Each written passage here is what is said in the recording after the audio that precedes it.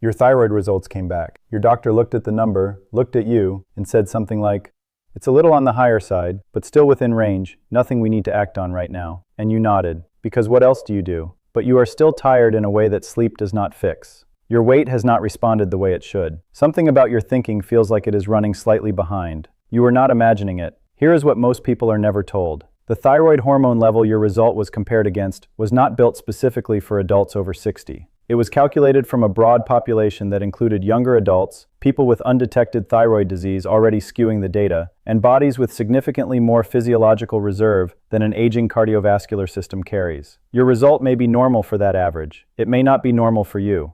What I want to walk through are 3 organ systems where cardiovascular and neurological research shows measurable effects from thyroid hormone levels still inside the standard reference range. The heart is one of them. The brain is one of them. The third connects both to a metabolic process most people in this situation have already been told, separately, that they need to manage better. They are not separate. Within the band labeled normal, the people sitting at the higher end consistently showed worse outcomes than those at the lower end. The range was not a flat, safe zone. It had a slope.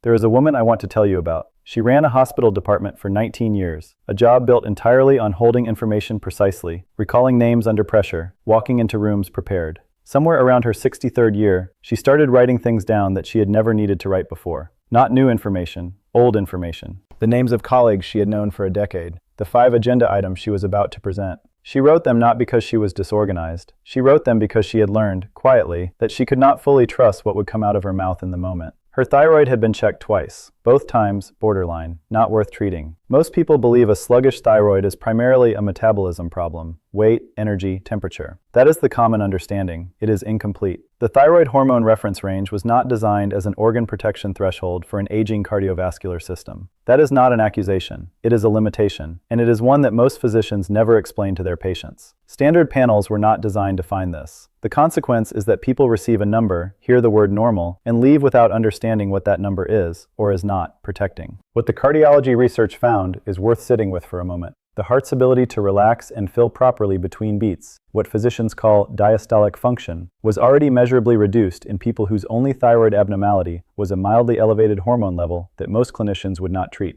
Not a dramatic elevation, a borderline one. That finding matters in daily terms. It is the kind of change that does not announce itself as chest pain. It shows up as effort, as the flight of stairs that now requires a pause it did not require before. One of the largest cardiovascular analyses ever conducted on this question pooled data from over 55,000 adults across 11 prospective cohort studies. Borderline thyroid numbers were associated with measurable increases in coronary heart disease risk. The heart was listening to those numbers more carefully than the lab range was. That is not a statistical abstraction. That is the reason some people are managing blood pressure and cholesterol, while a contributing upstream variable sits untouched in their file, labeled fine. The woman with the notepad, incidentally, was also on cholesterol-lowering medication. Nobody had connected the two conversations. So the heart has already told us it is listening to thyroid signals the lab range ignores. The question is, what else in your body is keeping the same quiet record? If any of this sounds familiar, type yes in the comments. I read every one. Start with the cholesterol conversation, because it is the one most people in this situation have already had and left confused by. Think of your liver's cholesterol clearing system like a row of doors. Each door is a receptor, a gateway that lets cholesterol pass through and get removed from the bloodstream. When enough doors are open, the system clears efficiently. Thyroid hormone controls how many of those doors your liver builds. Fewer thyroid signals, fewer doors. The same cholesterol that your diet changes were meant to reduce has fewer exits available to it. That is, well, it is a simplification, but it holds. The mechanism is clearance driven by those receptors, and it is directly thyroid dependent. Research examining the relationship between thyroid function and lipid metabolism found that even borderline low thyroid hormone is associated with elevated cholesterol and triglycerides, not through diet, not through inactivity, but through impaired clearance at the receptor level. That is the reason some people do everything the cardiologist recommends and watch their numbers move less than expected. The upstream signal was never addressed. What makes borderline thyroid dysfunction different from most conditions is that it does not announce itself. It works by lowering the ceiling slowly enough that you adjust to each new level before you notice the room got smaller. Now consider what the same signal does further up the system, in the brain. Thyroid hormone is required for the maintenance of the insulating layer around nerve fibers that determines how quickly signals travel. Reduced availability means slower transmission. Not damaged, slower. The difference between a word arriving immediately and arriving after a half beat of searching. Several studies tracking adults over 65 over many years found that those with untreated borderline thyroid function showed faster cognitive decline than age-matched peers with optimal levels. This is not describing dementia. This is describing the version of yourself that takes that half beat longer to find the word, and has been doing so, quietly, for 2 or 3 years. You may have noticed it. You may have decided not to mention it. And if the brain and the metabolic system are both downstream of a number your doctor called fine, then the more important question is not whether to worry. It is why the range was drawn where it was.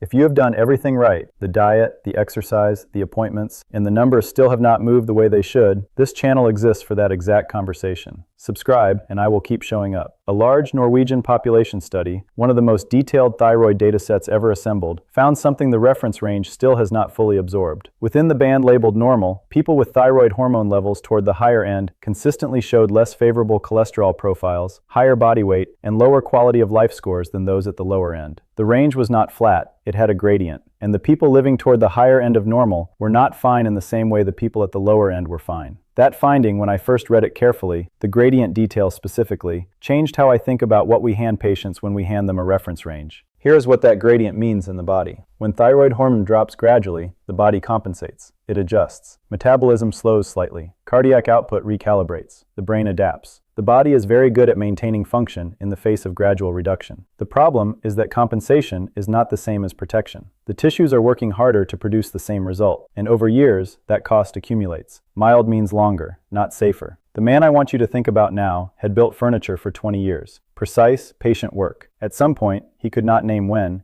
he stopped going into his workshop. He did not announce it. When asked, he said he had lost interest. He had walked in one afternoon, run his hand along the edge of a half-finished cabinet, and left without picking up a tool. Not because he did not want to, because beginning felt like it required something he could not locate. For 4 years, his thyroid hormone level sat in the borderline range. Nobody in his clinical record connected those numbers to the workshop going dark. When his thyroid was eventually treated, because the level finally crossed the threshold, he stood in that doorway one afternoon, not to look at the tools, to use them. The afternoon he sanded a full panel without stopping was not dramatic. It was just the afternoon the light stayed on past 7 o'clock again. A borderline thyroid result sitting untreated over years is not like a warning light you ignore. It is more like a car running slightly low on oil. The engine keeps going, the performance degrades slowly, and by the time the gauge finally moves, some of that wear has already happened. Before your next appointment, consider asking 4 specific questions. What is your exact thyroid hormone number, not just the word normal? Where does it fall within the reference range? Whether a more complete thyroid panel has been measured alongside that number,